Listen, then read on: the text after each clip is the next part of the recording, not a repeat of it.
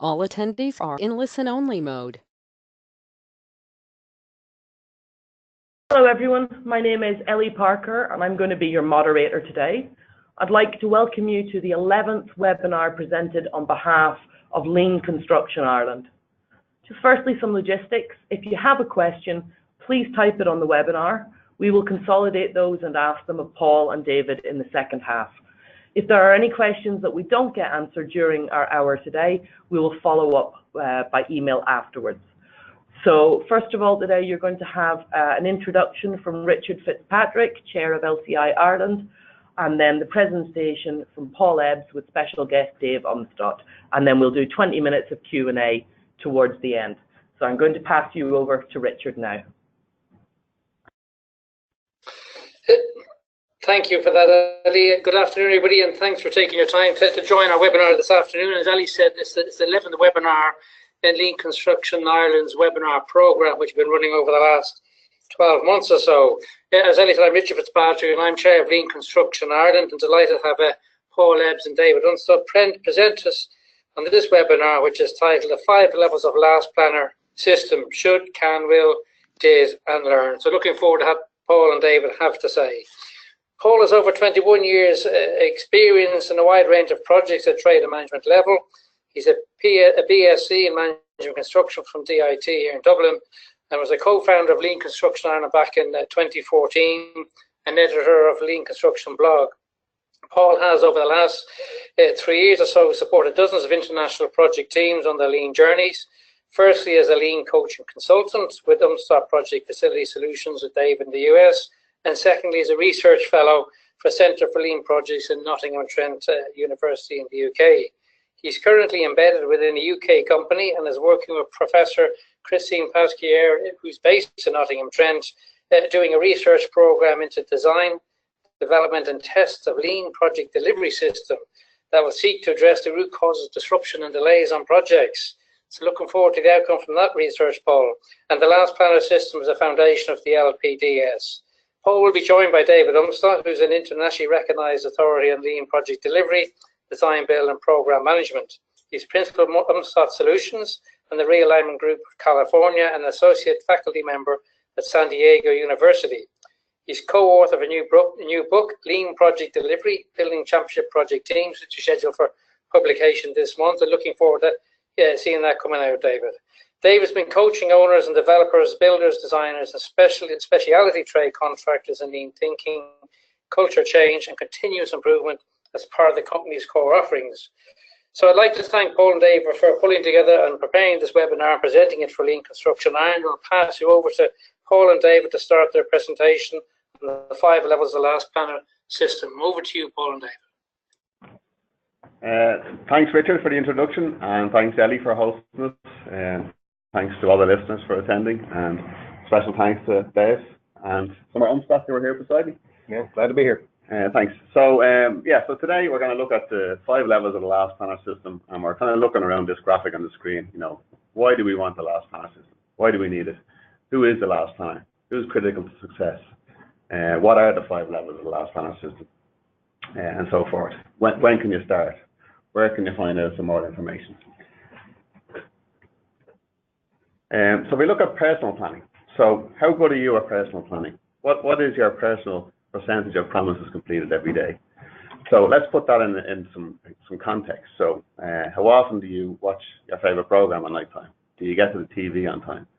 Do you get up for work on time? Do you take your break on time? Do you go to bed when you're going to go to bed? Do you do favors when you're going to do favors? There's lots of things we do in a personal context that we seem to be very good at doing. So why is that the case? And why are so many AEC projects late? Because AEC projects, the common denominator is people, and yet we're very good in the personal context of doing planning. But why is it then when it comes to AEC projects that planning is generally taken out of our hands and it's left for others to plan? So who are the last planners? Well, the last planners are those who are closest to the work, at the lowest level of responsibility, who can commit resources or have the authority to make decisions in meetings. So some examples of that, this is an image from my time in the States, but some examples of that is your site manager or your superintendent in the States. is trade foreman. It might be the architect. It could be our clerk of works, or your inspector of record, key suppliers, owners reps. So basically, it's the people who are the frontline supervisors who are responsible for communicating and coordinating action together. And this improves not only your own productivity, but also the productivity of the team. So being a last planner is not a specific job role. It's actually just part of your own job. Just like in our own lives, we've gone to a personal planner. A last planner is just part of your job. So why would you want to use the last planner system? Well, the first reason, those closest to the work know the work best and plan the work. So these are the last planners. So if we think back to personal planning.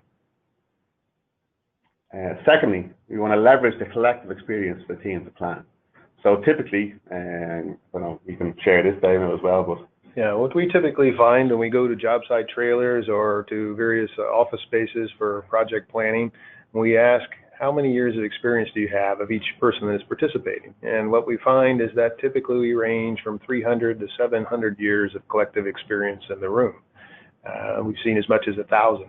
But the trick here is, how do we leverage that 300 to 700 years of experience to have a more informed plan on how we're going to produce and deliver this particular project, rather than using the best experience of the best planner we have, who might have 30 years experience. The 300 years will trump 30 every time.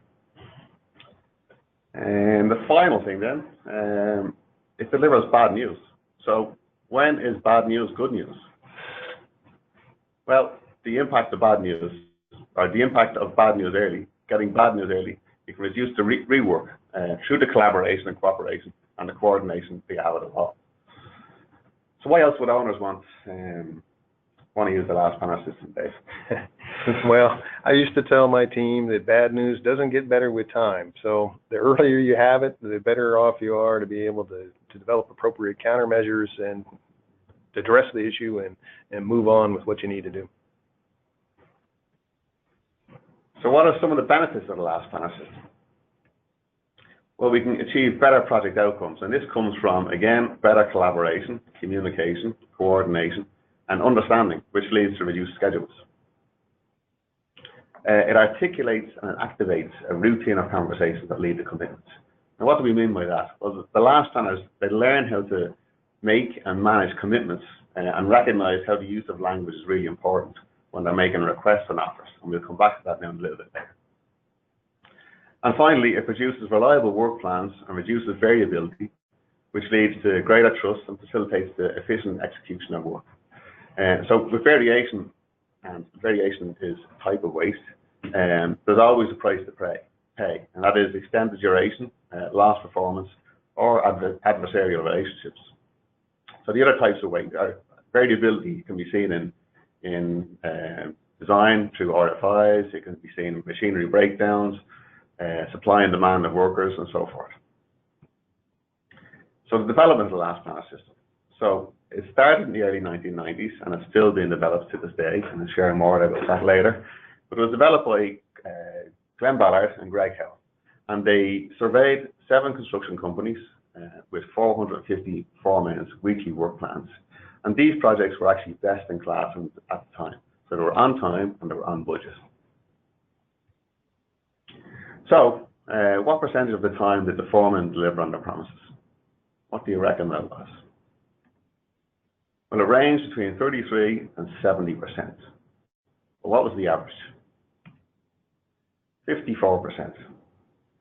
So what happens if 46% of the promises we commit to every week gets missed? Well, we drop the bat. So when we miss commitments, other crews can't start as planned, follow-on promises get missed, others get blamed, projects become commitment-free zones, schedules slip, production rates fall. It goes on. Rework, and as you rush installation, you might have safety risks.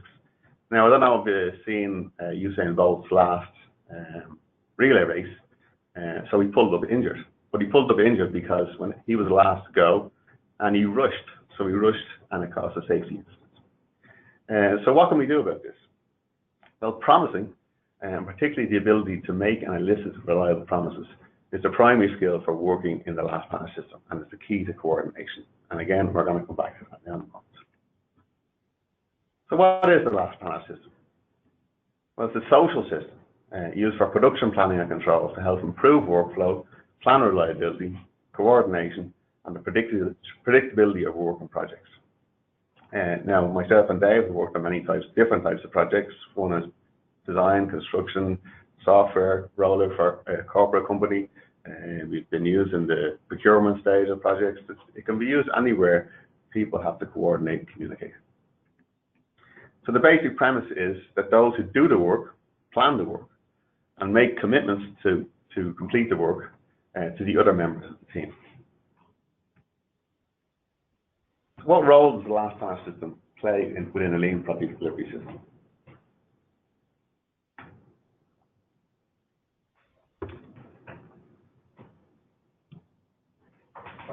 So it's a social system, it's the backbone of lean project delivery. It's the foundation, it is the key to success.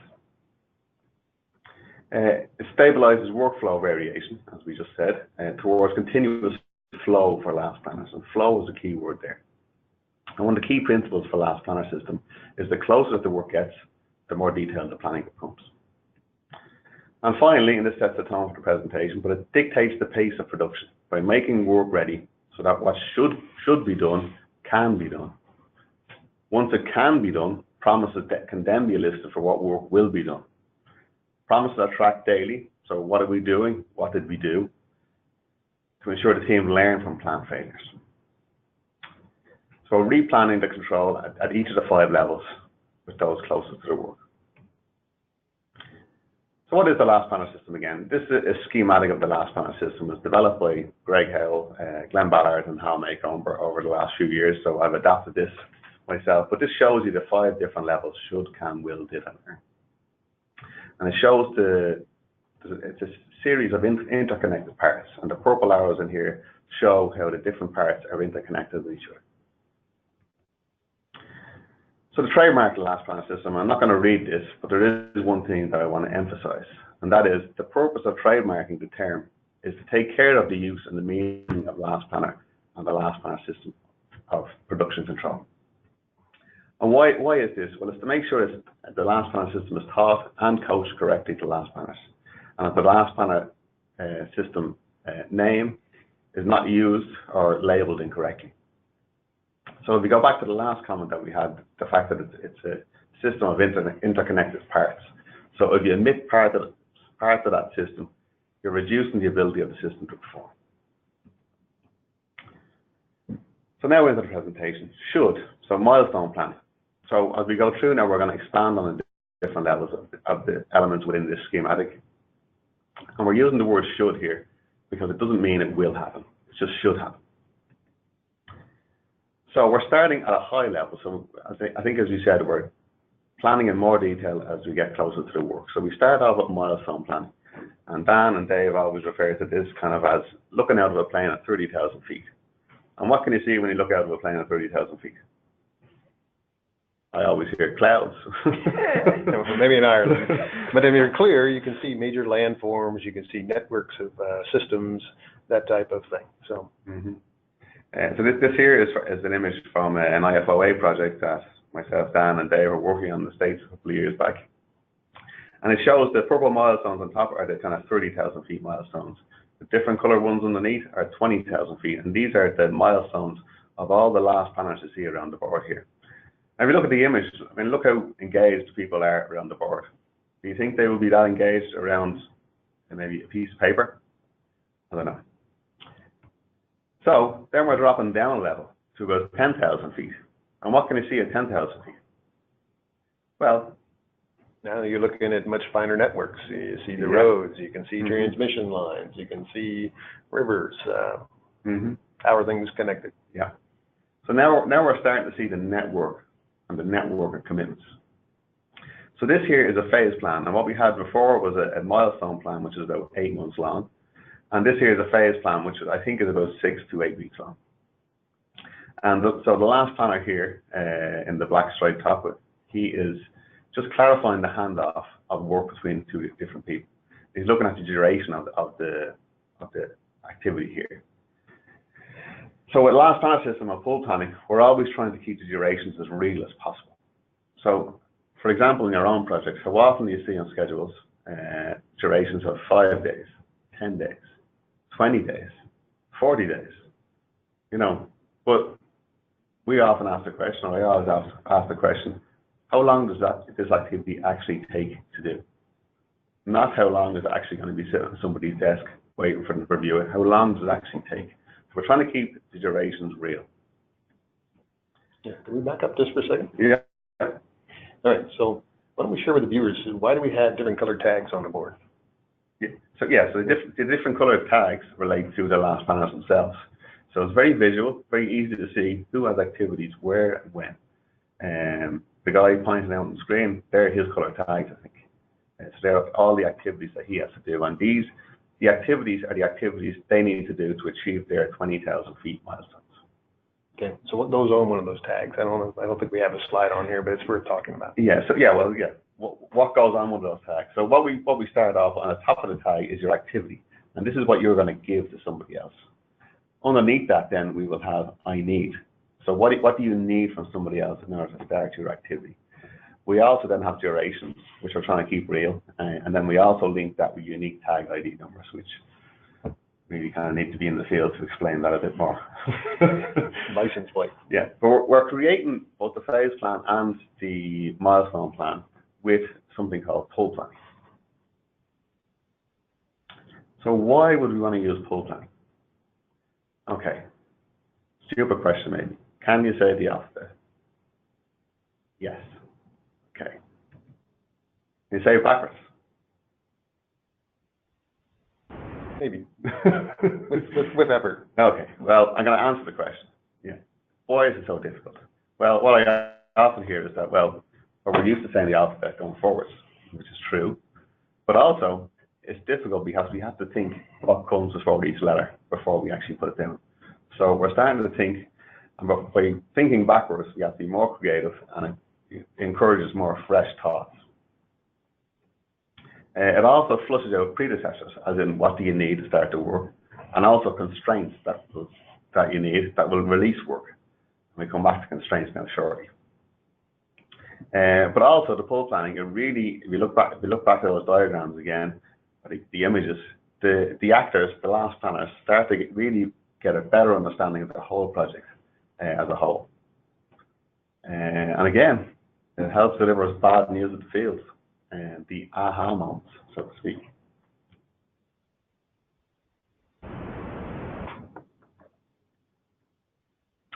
So that was what should be done. Now we want to go to CAN, and CAN is called Make Ready Planning. And so pull planning, as I say, identify what should be done, and you're starting to clarify the handoff criteria between the last planners. But in Make Ready Planning, we're using the look ahead window.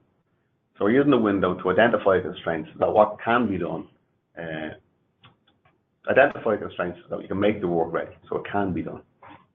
So if we think about the window, it's like looking out at the tide. Christine Pasquari gave me this example last week, but it's like looking out at the tide. So you look out at the tide, and you can see the horizon where it's nice and calm.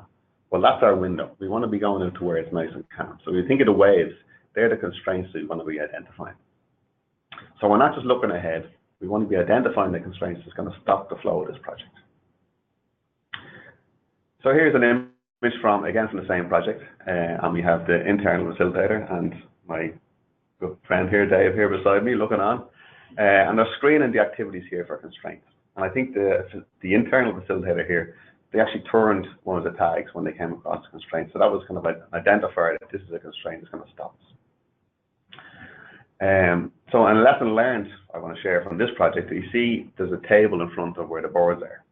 So logistically, that is not good, because it puts a barrier between the people who need to be up at the board. And you'll see some images later on of people actually up at the board. But in this particular project, it forced people to sit down, which is not what you want during these meetings. Yeah, that's a great point, Paul. Yeah. So to the extent that they're using Last Planner on a project, really try and make it a standing meeting, because what that does is it keeps people engaged, and it also keeps it focused and shorter. Yeah. So. And the make-ready planning, what I found and what actually a lot of research has been done has found that this part of the process tends not to be used as much as pool planning. People tend to love pool planning and maybe often associate the last panel system with just pool planning. But pool planning was actually one of the last things that was added to the last panel system. So we're talking about constraints. So and we have, myself and Christine and the project we've been on, we've developed something called a flow walk. And this is so screening a project for constraints. But you can also use these as kind of a trigger. So you're using the 8 flows, which is information, equipment, so forth, shared understanding of people. So what the flow walk does is it kind of links risk management to change management, and it can link that into the planning system there. But as I say, you can use these kind of headings as a trigger for screening activities for constraints. So think of, do I have the permits? Do I have the information I need to start the job? Has the equipment been ordered? Do we have the hire cert? Does the owner have the right documentation for that? Is there any approvals we need? So you can just use these as a trigger. And if you want to know more about the flow walk, I sound like an advertiser here now, but Christine and I are doing a workshop at LCI Summit on the 25th of October in Birmingham. So if you'd like to come along, you're very welcome. So we're still on will, so we're on commitment planning. So now that the work can be done, it's time to make reliable promises to deliver that work. But the only time really we can make reliable promises is at this stage. And the only window we can make reliable promises is really a 2-week window, because anything can really happen. And in order to make a reliable promise, the work we've done up front, so our tasks have been well defined. So on the tags that Dave was talking about earlier on, a good way of doing that is a verb-noun combination. So paint, room for, so you're describing what you need to do, and people can pick that up and they know what you need to do. It's also going to be sound. And by sound, it means it was made ready. So you've gone through the make ready process, that there's no constraints that you know of that's going to stop this work. That all it's waiting for is prerequisite work. The tasks are also sequenced, which is what you do from pool planning. And they're also sized to match the capacity of people, which is overburdened, which is another type of waste. So we're just trying to be really clear on what we can actually do before we make that reliable promise. So on the capacity issue, this is really tied, once again, to what is the crew size that you have working in one place. And after looking at the greater project, how do you end up stacking trades so that they can actually physically work effectively and efficiently within the space that they're assigned? Yeah, and well, we come to the weekly work plan now in a moment, if you remind me, but and then you can remind me about the crew size. Great. So this is kind of a schematic of, shows how to make a reliable promise. The graphic's been adapted from Fernando Flores. I think Chancey Bell was involved in the development of this recently, Hal Maycomber and Greg Howe. And this is going back a long time. But just briefly, if you look between step 1 and step 2, and this is where a promise is being made. And during this step here, you can ask yourselves 4 rules. So do you understand the condition of satisfaction? Do you understand what the person you're giving the work to actually want? Have you assessed your competency beforehand? Do you have the people who have the wherewithal to actually complete this activity? Do you have the skills? Again, do you have the capacity that's available and allocated? And ensure you're not having a private conversation with yourself to say, can I actually do this? I'll say yes, but I can't really. And then, if you fail, accept responsibility to clean up the mess. So we can't. Well, I was going to suggest that, why don't you share the example that you used this morning about a 5-day task, and 5 days, why does it take 5 days? And then once the clarity of what was actually required, what happened? Yeah, so an example I shared this morning, this is using the last panel system in the procurement stage of the project. And the schedule was used by 25% by one simple conversation. And what it was the procurement officer needed to write a scope for the contract, or needed to write some sort of document for the contract. And what he needed was a functional spec of one of the project managers. So he had his activity as write scope. What does he need? He needs functional spec of the project manager. So that went to the project manager named T. And T was filling out his activity, so he filled out his activity, which was functional spec, and he needed something else. But he put down 5 days for that. And the procurement manager turned around and he says, 5 days? But they only need X, Y, and Z. He says, oh, well, normally we give a 20-page document for that. No, we only need X, Y, and Z. So it went from 5 days to an hour, just by having that conversation and just by clarifying the condition of satisfaction. Good point there. So now we're still in Will. So this is an example of your weekly coordination meeting. And this, the board shows here your PPC up on the left. And by PPC, we mean percentage of promises completed. Now, other people sometimes call that percentage of plan completed, but I think it's more powerful when you use percentage of promises completed. But on the board here, there was 45 tags, and of those 45 tags, 33 were completed. So, that's off a little bit. So we're going to look at done. So step 3 and 4 from the slide where they have the condition of satisfaction. So when you get to step 3, the customer who has done the work is declaring to the person waiting for the work, I'm done. And this is 1X, one cross through from left to right. But that doesn't mean it's complete or 100% correct. The person who has accepted the work is going to say thank you. And that means it's done. So if you look at the tags on the board, and the X is slightly off, but the X means it's done. And it's a very visual way of knowing that activity is 100% complete. And what impact does that have? It means there's no rework passing through. It means it reduces snag lists. And I've spent a long time snagging, as I've shared with Dave. And also on the board here, we have miscommitments. So very visually, you can see on the wall, these diamond-shaped tags are miscommitments.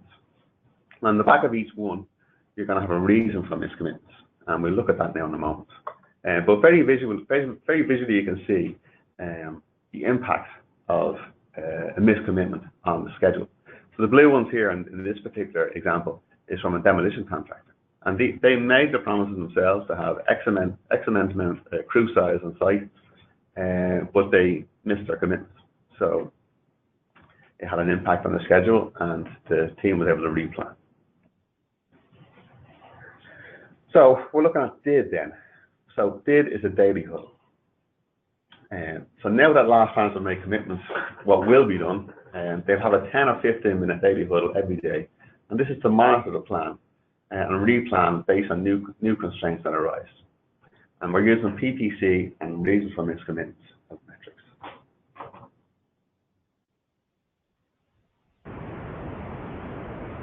So typically, your daily huddle is taking place at the wall, either in the morning time or the evening. It's up to the team to figure out the best time that suits. But typically the first thing in the morning or last thing in the evening. So looking at the board here on the right, so this was a daily huddle just before we turned up that day. So if you look at the board, it's very visual. This is marked up before the daily huddle starts. And it's marked up by saying done by the person who's completed the activity, and the other X, done, is marked off by either the person waiting for the work, as in the customer you're handing off the work to, or else maybe the site manager, superintendent, somebody who can confirm that the work is 100% complete. So how long do these meetings take? Yeah, so typically they take 10, 15 minutes maximum. And the key is start on time, finish on time. There was an example, a guy in Belgium shared with me, and he locks the door. For his weekly work meetings, he locks the door 1 minute to 9. But at 9:59, his meetings are over. So the first week, he only had 50% attendance. But the second week, it was 100% attendance on time. So, and I always say, and it's from being with you and Dan, well, if you can't start a meeting on time, how the hell are we going to start a project on time and finish a project on time? So it's really, timekeeping is really important. So if you look, so that was yesterday's promise for our daily huddle. Now we're looking to the line beside it. The facilitator who's there is going to run through each of these tags with the people who are there. And the tags is somebody's personal promise. And they're going to say, for example, Frank, this is your promise. Is there any new constraints that have come up today? Is there anything that's going to stop you from fulfilling this promise? And I think it's important not just to say to everybody, are we okay here? Because what happens if we just say, are we okay to do this? Well, people are just nod their head or say yes, which is still making a promise. But it's more powerful when you actually ask somebody, this is your promise, is Ratton's going to stop you? Has that new come up? Because there may be something that the team can do to reduce the impact of that. So finally, we're coming to the last part of this, the last level, and it's learn. And this is almost, this is a really important part, because this is going to feed back into the system. And I have learn as purple here, because purple's feeding back into the system at every point. So rather than typically on a construction project, any project where we do learn from experience, we learn at the very end of a project, it never gets incorporated back in. So with learning here, and the same with a lean project delivery system, learning is really important. We're trying to become learning organizations and really keep learning. So who gets the blame when projects slip? Is it the person? Normally, yes. Is it the owner? Is it the system? Or is it both? So the last panel system, and I forgot to say this earlier on, but the key is in the title with it. System is the title.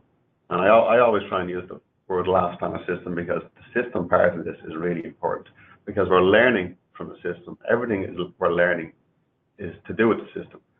I think Deming says that 94% of the time, the system's at fault. But we don't use 5 whys then. Well, sometimes we might use 5 who's to blame. We're going to use 5 whys instead. So we're coming to our reasons for miscommitments and reasons why there's some variance. And this is again from an example from a project. And you can just use a whiteboard in the room, keep it visual, keep it simple, and you're going to have a list of reasons for miscommitments, which are going to be specific to your project. But if we look at this list here, and we look back to the sheet on the 8 flows, all of the reasons for miscommitment, they relate back to the 8 flows. And these are just categories, which you can then explore further through some root cause analysis. And this particular example, you'll see design issue was number 19. So this very quickly got the project back on track, because they're noticing they were missing all these commitments because of the design issue. And the issue actually really was because the design team was located, I think it was 3 hours away, wasn't it? Yeah, so on the opposite side of the U.S. from where the project was being constructed. Yeah. So we were able to do something to say, okay, we need to get the design decisions earlier, so they're not going to start impacting the project. So this is just a very easy and visual way to start tracking where we have reached some miscommitments. You also see at the top there, bad planning. Well, you can have bad planning or not prioritize. Basically the same thing. Yeah, I'll share a quick example there. Another American global company, to remain nameless, but as a global portfolio, and they've rolled out last planner throughout their organization, not completely on every project, but on a large number of projects. And Summer and I had the opportunity to do some training with them about a year ago, and they came in to show us how they were currently using their last planner system, and they showed us their rolled up metrics on this various variance analysis for the miscommitments. And 40% of their corporate miscommitments were tied to changing priorities. And I felt like I had to tell the emperor that he had no clothes, because another word for changing priorities is poor planning. And that was kind of a very eye-opening thought for them, that they had to really kind of go back and think about how they were implementing a system in order to address that particular issue. But it really is a great way of identifying system issues. And so if you notice down here, you can't point the finger and blame anything. It's just a system issue, which gives you a category to do some root cause analysis for. I don't see it down here, but the project, well, one of the projects I'm on at the moment, the top reason is prior activity not complete. But prior activity not complete itself is not the reason. If you dig into the reason why that prior activity wasn't complete, that's starting to get to the root cause. But prior activity not being complete is the biggest reason that one of the projects I'm on at the moment. So the trick to this is if you use this really to look for trends, and if you see trends over your project that are developing, that's the opportunity to kind of focus that energy and the collective experience of the team to try and figure out what's happening. How can we best mitigate that with effective countermeasures so we don't have to deal with the same issue next week, next month, and 6 months from now. So this is a very, very powerful piece of the system, and we find that teams do not use this as much as they really should. in order to benefit themselves and the project. And all these numbers in the back, so typically on the back of your tag, you just turn it around, you've missed commitments in the daily huddle, turn it around and write the reason on the back. You'll try and do 5 why, but start a team off easy, just write the reason. Just get the category down. So, which team was successful? I'm not going to answer the question, but I'm going to let you guess. Was this team on the left? Are they successful? Or was it this team on the right? What do you think? Will I answer the question? I think we should answer the question. One on the left looks like they're in the dark to me. It looks dark. Well, it was a team on the right. But if you think about where we start, it's the last one is the people closest to work who are going to plan the work and do the work. And the team on the right, these are trade foremen, and these are super engaged. They're up at the wall. They're making the work ready. This was an 8-week-long project. They're totally engaged. Superintendent, completely engaged. But the team on the left, it didn't work. It simply did not work. And that was for, I suppose, many reasons. Well, actually, the key reason, my key takeaway from that was the superintendent, the site manager. This was the first project I was on when I went to the States. But the superintendent, he was up at the board and he would be marking off tags for people. He'd be saying, yep, that's done. And I would say, okay, ask the people who it's going to, is that done? No, it's not done. Well, it'll be done later on today. So it's not done. So saying done to everything, unless it's done, is not the idea. You want to be focusing on done. Yeah. So a couple of great key takeaways there. So one, if you look at these two images, the one on the left, everyone is seated except for 2 people at the board. So to your point about engagement, this group on the left is not engaged. The group on the right certainly is. And so what we find when we go out to coaching sessions, if we go in and it's a dead silent room, that's a bad sign. If it's a roar, because all these conversations are occurring between the various trades and talking about who's doing what and what they need from one another, that is a sign of a very robust team that's probably pretty highly performing. So that's worth noting. The other piece is if the site manager or the superintendent, depending on what country you're in, is not engaged and bought into this, that is a problem because they can torpedo it, sabotage it, and basically make it not function properly. And so we have found that that is the biggest key from success is if the superintendent has to be bought in and engaged into the process. Otherwise, you're fighting an uphill battle. Yeah, I think that's a key person. Yeah. And that was a good point you mentioned as well, Dave, about the conversations. The last panel system is probably 80% about having a conversation and 20% about a tool. It is a tool, but it really is a social system, how people communicate, coordinate, and talk to each other. And what gets work done? The plan on the wall doesn't get the work done. What gets the work done is the interaction between the last panel, the people who are closest to the work. Like your personal planning. The people closest to the work are the ones who are doing the work. So we're just there. Where to find out more? So as Dave mentioned earlier on, he has a book out. Do you want to share something about that, Dave? Well, this is a book that we have spent the last 2 years developing, but it's really how do you apply lean principles to the design and planning and construction of projects.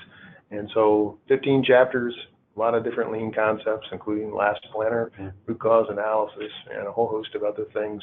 If you're interested in learning more, it'll be available on Amazon by no later than September 20th of this month. So I encourage you to look at that if you're looking at a resource to learn more about lean project delivery, and we hope you enjoy it. Yep, and you can also look at lean construction blog. So I think last week, just by coincidence, I had a blog published on the 5 levels, so it'll share a bit more detail or some other things we maybe missed to discuss today. Also iglc.net, which is the lean construction, or it's the international group for lean construction. So if you go on there and just search the papers for the last panel system, there's about 1,400 papers, I think, and you'll find maybe 300 of those papers are to do with the last panel system, which shows you how much of a foundation that is for lean project delivery. And then LCI in the US and LCI in Ireland. There's going to be lots of things upcoming about the last panel system and link construction.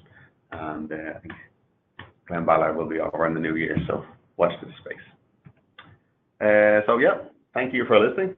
Thank you for having my sensei Dave with me in summer. And yeah, if you want to contact us, feel free or reach out on LinkedIn. Yeah. So as a reminder, if you have questions, please type them into the box, and we'll be more than glad to answer them to the best of our ability. Yeah. Thank you. So, Richard, back to you, I guess. Okay, well, thank you, Paul and David, for that. Very insightful, I think, a real positive introduction to the last panel system. I'm conscious people will be typing questions into the box, so to give people a chance to think about some questions and to type them in, Paul, I've got a number of questions here. Perhaps I could ask yourselves while people are thinking about questions they'd like to ask. I mean, you outlined a number of key elements here that make it a success. I mean, what are those key factors, and how do you bring them together in a collaborative way to make the last panel system a success on a project? You want to start? Well, I suppose one of the key things to success is site manager buy-in, as you said earlier on. How to get the site manager bought in sometimes. It's how you introduce it sometimes. So we normally introduce the last panel system through something called the Lego. There's other simulations. And people who are maybe resistant or don't think they need it, sometimes, well, most of the time, these simulations, they give people these aha moments, and they show them the difference between traditional practice and what the last panel system can bring. So that's, I suppose, one key for success. Another key for success, I think, and you can add to this, Dave, is leadership. So the CEO in the company, the managing director, somebody high up in the company, participate in this, come into a milestone plan, saying this is the way we want to do this. Another key factor for success will be having it in the contract. So having it written into the contract that this is what we're going to do. And not just saying, we're going to use the last panel system, actually be a little bit more specific and delve down into this is what we're going to do, this is the structure of the meetings, there's going to be a daily huddle every day, who's going to be there, who's going to be at the phase plans. So you're outlining the requirement for the project.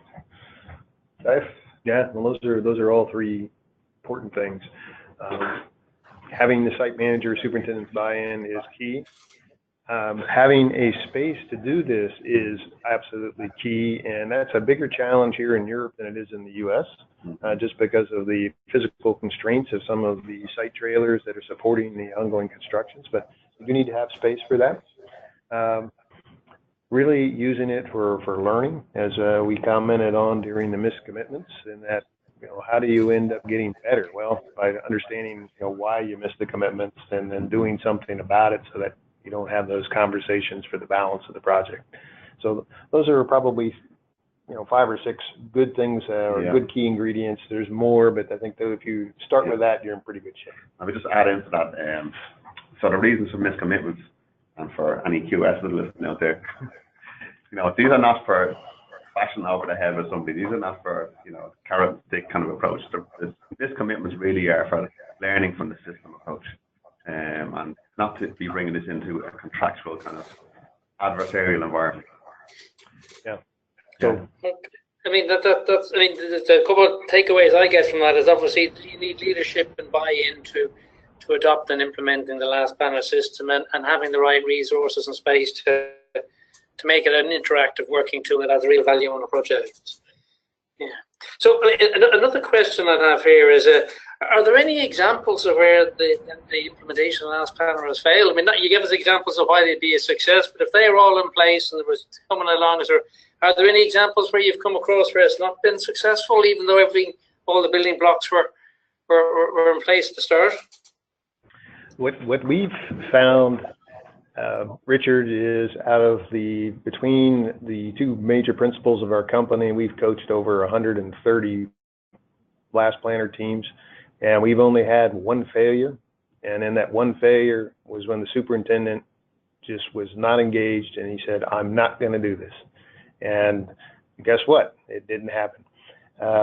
Now, with those other 129 plus projects, there were varying degrees of success. We saw teams, some of those that we even saw here as examples, they did well, but wow, they had potential to do even more than when they tapped into it. And that's part of learning as you go. That's where sometimes having either an internal champion or an external coach can come in and really help you see what you can't see for yourself because you're too close to it.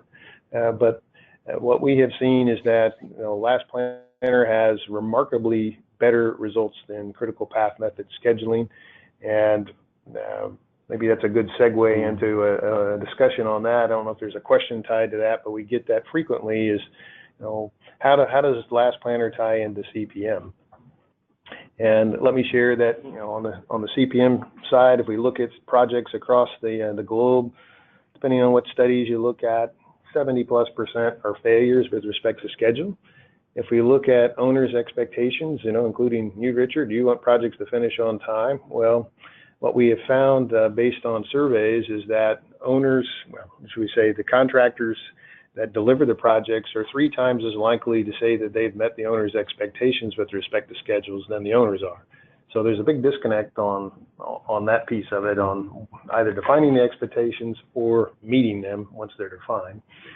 So that's a big thing. The second thing that we have as a challenge as an industry is that we have adapted CPM scheduling, critical path method scheduling, to too great a level of detail. And we would routinely go to job sites where we'll see a P6 schedule with 20,000 activities with the level of detail with respect to what we're going to be doing in August of 2019 down to the specific room. And the likelihood of that ever occurring is slim to none. But we routinely do that on all our projects, and we shouldn't. CPM has a role, but at a very, very high level as opposed to being used as a detailed planning thing. So others we see use CPM for high-level planning, and then they use the Last Planner for their actual production system. And we see a lot of teams doing that with a great deal of success. Or else teams are using a milestone plan, a phase plan to inform their P6 schedule. And then they're using their P6 schedule to manage the promises. But they're using the elements of the Last Planner system to inform their P6 schedule. And how often people say to us, well, the P6 schedule doesn't reflect the work that's actually going on. It's constantly changing. So when you look back at the images on the screen, the boards, this is keeping the plan real. So when you come in, you look at the plan, this is the plan. There's not 3 or 4 different CPM schedules for different trade contractors, for the owner, for the main contractor, for claims, and it really keeps everything visual. Yeah, I think from picking up there, as you're saying, obviously from a major project perspective over a longer term delivery time frame, you do need a CPM to have that confidence that you can deliver within the overall time frame, but you've got to use the Last Planner system to start to manage that really in bite-sized chunks and have a reasonable look ahead so you can plan and schedule and deliver on those promises to make that program happen, if I'm picking up what you're saying there. I think that's a great synthesis, Richard. Yeah. Just one last question, and I suppose it comes back to the adoption and the implementation and the behaviours around the Last Planner system. I mean, you mentioned there one situation where obviously it wasn't successful because it was just refused to be taken on board. But there must be other challenges where people are trying to get it on board, and there's other elements of resistance. How would you sort of overcome some of those things where there is a will and a want, but it's still not getting there in the right way? What approach would you take, or how would you address a situation like that where people are trying hard but aren't feeling the benefits of it? Yeah, well, that's a great question, Richard, and I will share that what we have adopted as a company is to start all of our projects with the Vallejo simulation. And we've done this with about 100 teams, either in training or on project bases at this point in time, with great success. And here's why: because most people don't have a compelling reason. Why should we try something new? I'm comfortable doing what I'm doing, and they really need to have some kind of a demonstration or an aha moment in their mind that, wow, this is worth considering further. And we have found that without fail, over those 100 times that we've done that we have found that the results are very similar, and they're normally very compelling. And I'll share, we were at a data center for Facebook earlier this year, and we were kicking off the project with the team, and we had this crusty old electrical foreman who's 40 years in the trades, and at the end of the day we asked for takeaways for the day, and he goes, well, normally when I come to these types of trainings, I try and find a reason to get a flat tire, so I don't have to be here, but I'm glad I came today because I learned something and you made it fun. And so now someone that would typically be, what's in it for me, has a kind of a real great attitude moving forward. And we find that that happens time and time again. So it's important that someone has the aha moment in order to really kind of bridge the gap, if you will, and say, wow, there is something to this. There is a reason why we should be looking at that. And so we have found that that's probably the most successful way to really get people engaged.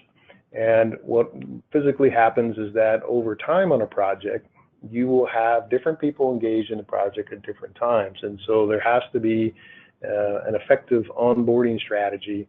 So when new people come on, that they have the opportunity to have the same aha moments and really bring them into the culture of the balance of the team so that you can achieve what you want.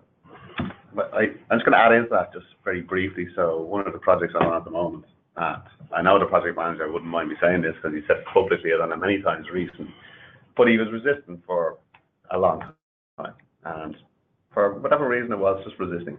And we done a phase plan on this project. So it took about half an hour to actually get him up to the board. He was giving out, what are we doing this for? We have a plan, and so forth. Anyway, it took half an hour. It was 12 people in the room nodding their heads. But gave him a Sharpie, gave him his pad of Post-its, got him up to the board, got him to start writing things. He starts seeing so he's the project manager, he starts seeing all his team around him writing out their activities. He's seeing them starting to write things down that was not on the plan. It was like, okay, didn't know about that. And straight away he was like, okay, now I see what you mean. Now he's not having to ask any questions. And he's a great project manager, but he'd spend an hour and a half going through the program, asking people, okay, you're doing this, are you okay? Yes, I'm okay. Are you doing this? Yes, I'm okay. And everybody would say yes. And he would go through everything line by line. Yes, things were slipping behind.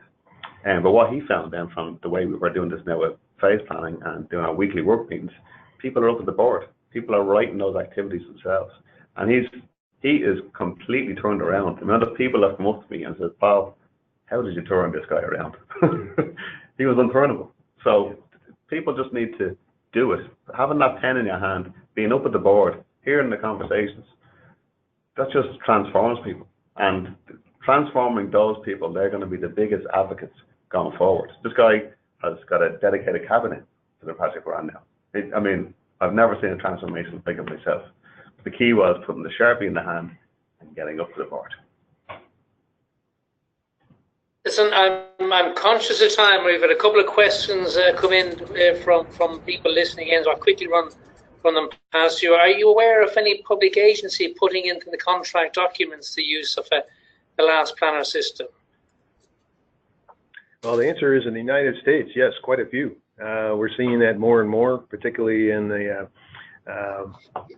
U.S. West. There are a number of higher education institutions that are doing both hospital work as well as more traditional higher education construction programs.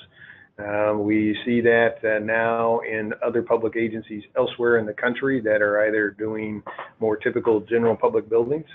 And in fact, Summer and I are working with the California State University system. They have 23 university campuses throughout California. And when we get back from this trip, we'll be working with their team to modify their specifications for scheduling or master scheduling for their construction projects to include last planner as an option for their projects where that makes sense for them to do that. So the answer is yes. If people want examples, they feel free to send in a query, and we'll be more than glad to give them some specific examples or even some sample language. I just add into that in the UK, the Highways England, Highways England, they put it in their contracts, and the project that I am on, the company is delivering projects on behalf of the UK government. So it's a private organisation, but they are delivering on behalf of the UK government agency, and they now have it in their contract. Having it in the contract really is key, I think. So there are examples internationally and nearer to home as well, Paul, where they are using and incorporating the last planner as a requirement within the contract, which is good to see. I'm going to push on through these because a couple of them have come through from another attendee to the webinar. They've been experimenting with the last planner system over the last couple of months and have achieved huge gains in productivity and return on commitments. And they're suggesting that the use of the fixed boards and the sticky note system might be a little bit outdated. And being able to access the systems from mobile phones, etc., is there an opportunity? Is there a system, a more sort of, you say, a software-based system that maybe presenters and facilitators can use to organise and arrange mass planner systems and workshops? The short answer is yes. There are multiple platforms out there technologically that can support Last Planner, but with a caution that the real power of Last Planner is that collaboration and communication that occurs in person. So that still needs to be an integral part of your approach, or very rapidly you lose the connectivity, if you will, becomes less personal if you're punching something on your smartphone and you happen to be 2 hours away, as opposed to in the room making a commitment, Paul, yes, I can do that by Friday. So that's a potential danger that we warn people to be careful of. Now, some of the platforms can really help, particularly as you're scaling very large projects where you don't physically have the space to visually plan all of it, but that's a whole separate discussion. Yeah, I concur with that. I think the points certainly I picked up was, it is a social tool, Last Planner system. It is about interaction between people and teams working on the ground, and planning the works on a day-to-day basis. So it'll be difficult to do that with IT, but I suppose technology is there to assist, and it might be the opportunity for people in the right space to do that sort of thing. I'm going to have one last question because time is going to tick by. So do you think that unless the client customer assists on the Last Planner system being used, that would the contractor or supply chain be at the mercy of project management companies who are often contracted employees with each with their own agenda? It's probably suggesting maybe there's a risk that people might be using the Last Planner system in the wrong way, potentially. Any thoughts on that? Well, there's always risk to use it in the wrong way, and I think there's lots of examples of teams not using it correctly. So I think the key is in the title, as in the Last Planner system, and to use each of those 5 levels. But yeah, I have heard, and I gave the example later on about the QS, because I've heard that specifically, that QSs love this because they see all the potentials for claims. They're seeing people missing stuff because they hadn't got men available, or crew size available, or hadn't got equipment available. So if we're using this as a stick to beat the contractor, that's going to dictate the wrong behaviors. So it's not there as a stick. It's there to improve the systems, really systems thinking. Yeah, so what I'll comment in as a former owner, it wasn't part of the intro, but I spent 10 years as a public owner prior to starting this firm. But what we did with the Last Planner system was not to use it as a punitive tool, but the idea is how do we make the schedule visual? How do we understand why we've missed commitments and do something to mitigate that? And we have found all kinds of things with respect to either the resources being constrained, so can we augment crews to basically accelerate work? We have found that, we've got a cash flow problem for some of the trades. They're cash constrained. Okay, well, what can we do to mitigate that so that that's not an issue for them so they can get the resources to the job? We've seen things where there is an equipment constraint, where you need either access to a man lift or to a crane, and you've got multiple trades trying to access it at the same time. So, all right, well, how do we collectively as a group address that? Things like owner changes, those never happen, right? But, the owner making a decision that, okay, our business case has changed, we need to make a modification midstream. How can we do that and try and mitigate the impact of the schedule? this really is an effective way to do that. And what we had found is in more traditional approaches to scheduling, the management, the quantity surveyors, or what we call CM owner agents in the United States would be sending us down the claims road as opposed to trying to find the solution to get us to the end as quickly as we could. Hey, listen, I'm going to wrap up now, but somebody has asked, is your book, Dave, available to pre-order? I'm sure the answer to that is yes. Either doesn't. I will provide that information as soon as it's available. So. Brilliant. That's great. Listen, I'm going to call it a day there. Listen, thank Paul and David for their insightful presentation on the last panel system. I'd also like to take the opportunity to thank the PM Group for facilitating the webinar for Lean Construction Ireland. Our next webinar, we will have a program of webinars going forward over the next 12 months, and they'll be published in the coming weeks on our Lean Construction Ireland website. So I invite you all to keep an eye out for that, and you will be kept informed of those via LinkedIn and MailChimp distribution for those who are registered with the Lean Construction Ireland website. So I just again thank Paul, David, and on behalf of my colleagues at Lean Construction Ireland, thank you all for joining us this afternoon. Hope you found it informative and useful, and look forward to seeing you at a future Lean Construction Ireland community event. Our part of our webinars are one of the Lean breakfast meetings. So thank you everybody for joining us this afternoon. Thanks, Richard, and thank you to all the listeners.